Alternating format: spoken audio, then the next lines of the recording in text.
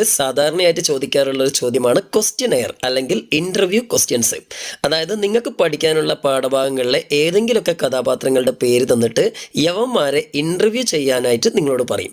അപ്പോൾ ആ ഇൻ്റർവ്യൂ ചെയ്യുന്നതിന് വേണ്ടി നിങ്ങളോട് ഒരു 6 ക്വസ്റ്റ്യൻസ് തയ്യാറാക്കാനാണ് പറയുക. സാധാരണയായിട്ട് 6 മാർക്കിനാണ് ഈ ഒരു ചോദ്യം വരൽ, ചിലപ്പോൾ 5 മാർക്കിനും ചോദിച്ചേക്കാം.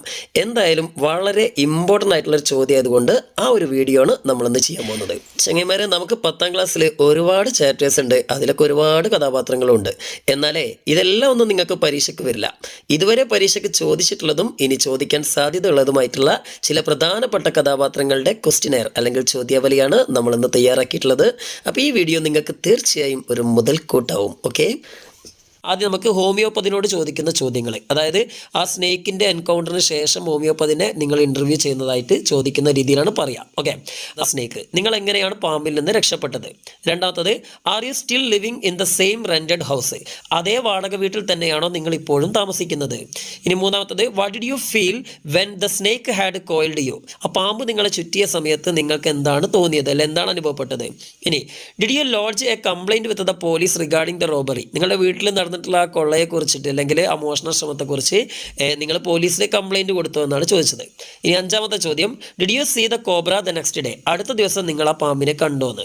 ഇനി 6ാമത്തത്, where did you go after escaping from the snake? അതായത് പാമ്പിൽ നിന്ന് രക്ഷപ്പെട്ട ശേഷം നിങ്ങൾ എവിടേക്കാണ് പോയത്? ഓക്കെ, അപ്പോൾ ഈ 6 ചോദ്യങ്ങൾ പഠിച്ചു വെച്ചാൽ നിങ്ങൾക്ക് 6 മാർക്കിന് ഈ ഒരു ക്വസ്റ്റ്യൻ വരികയാണെങ്കിൽ 6 മാർക്ക് എന്തായാലും കിട്ടും കേട്ടോ.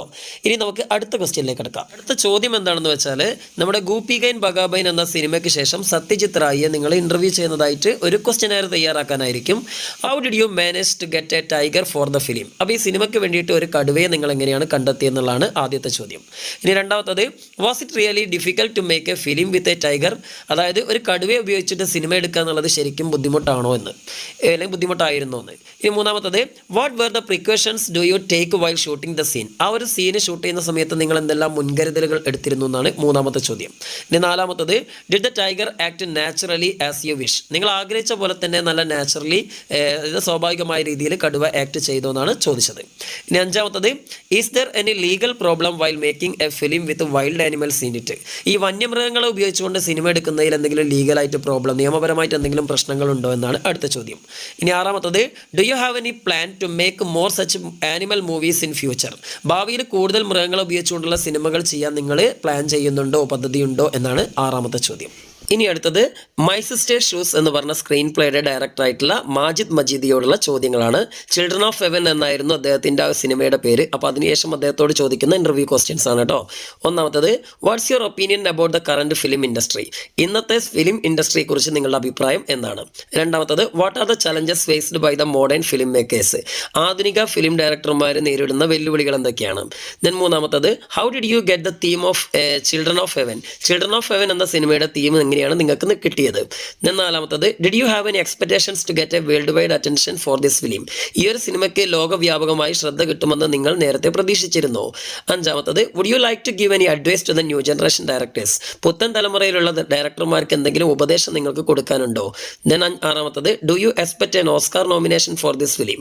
ഈ ഒരു സിനിമയ്ക്ക് നിങ്ങൾ ഒരു ഓസ്കാർ നോമിനേഷൻ പ്രതീക്ഷിക്കുന്നുണ്ടോ? ഓക്കെ, ഇനി നമുക്ക് നമ്മുടെ ഉഡായിപ്പ് വേഷനിലേക്ക് കടക്കാം. അതായത് ഏതെങ്കിലും ഒരു റൈറ്ററുടെ പേര് എന്നിട്ട് അദ്ദേഹത്തെ ഇന്റർവ്യൂ ചെയ്യുന്നതായിട്ടാണ് നിങ്ങൾക്ക് തയ്യാറാക്കേണ്ടതെങ്കിൽ നിങ്ങൾ ഈ പറയുന്ന 6 അങ്ങോട്ട് എഴുതിയാൽ മതി കേട്ടോ.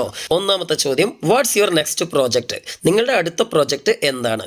രണ്ടാമത്തത്, which is your first work? നിങ്ങളുടെ ആദ്യത്തെ വർക്ക് എന്തായിരുന്നു, അല്ലെ ആദ്യത്തെ കൃതി ഏതായിരുന്നു? And when did you start writing? നിങ്ങൾ എപ്പോഴാണ് എഴുതി തുടങ്ങിയത്?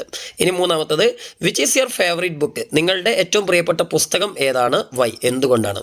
ദെൻ നാലാമത്തത്, what is the biggest obstacle you have ever faced in your career? നിങ്ങളുടെ കരിയറിൽ നിങ്ങൾ ഏറ്റവും കൂടുതൽ ഫേസ് ചെയ്തിട്ടുള്ള ചലഞ്ച് എന്താണ്? അടുത്ത അഞ്ചാമത്തത്, who inspired you the most in your life? നിങ്ങളെ ജീവിതത്തിൽ ഏറ്റവും കൂടുതൽ സ്വാധീനിച്ചത് ആരാണ്? വൈ? എന്തുകൊണ്ട്? ദെൻ ആറാമത്തത്, what message would you like to give to the coming generation? വരും തലമുറയ്ക്ക് എന്ത് സന്ദേശമാണ് നിങ്ങൾ നൽകാൻ ആഗ്രഹിക്കുന്നത്? ഓക്കെ, അപ്പോൾ ഇത്രയൊക്കെ ആയിക്കഴിഞ്ഞാൽ നിങ്ങൾക്ക് ക്വസ്റ്റ്യനെയർ എന്നുള്ള മാർക്ക് മിസ്സാവില്ല എന്ന് തന്നെയാണ് എൻ്റെ പ്രതീക്ഷ. അപ്പോൾ എല്ലാവരും ഇത് എഴുതിയെടുത്തിട്ട് പഠിക്കുക. പിന്നെ ഇതെന്നെ പഠിക്കണമെന്ന് നിർബന്ധമൊന്നുമില്ല. സ്വന്തമായിട്ട് ക്വസ്റ്റ്യൻ ഉണ്ടാക്കാൻ അറിയാവുന്ന കുട്ടികളാണെങ്കിൽ നിങ്ങൾ സ്വന്തമായിട്ട് തന്നെ ഉണ്ടാക്കിക്കോളൂ.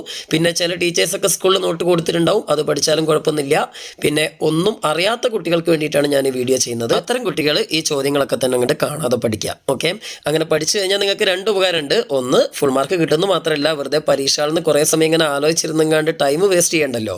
പിന്നെ മാത്രമല്ല, നിങ്ങൾ സ്വന്തമായിട്ട് ഉണ്ടാക്കി എഴുതുമ്പോൾ ചിലപ്പം ചെറുതായിട്ടൊക്കെ ഗ്രാമർ മിസ്റ്റേക്ക് ഒക്കെ വരും. ഡൂഡിൻ്റെ അടുത്ത് ഡിഡ് ഇടും, ഈസറിൻ്റെ അടുത്ത് വാസ് ഇടും. എന്തിനാ വെറുതെ അങ്ങനെയൊക്കെ ബുദ്ധിമുട്ടുണ്ടാക്കണേ?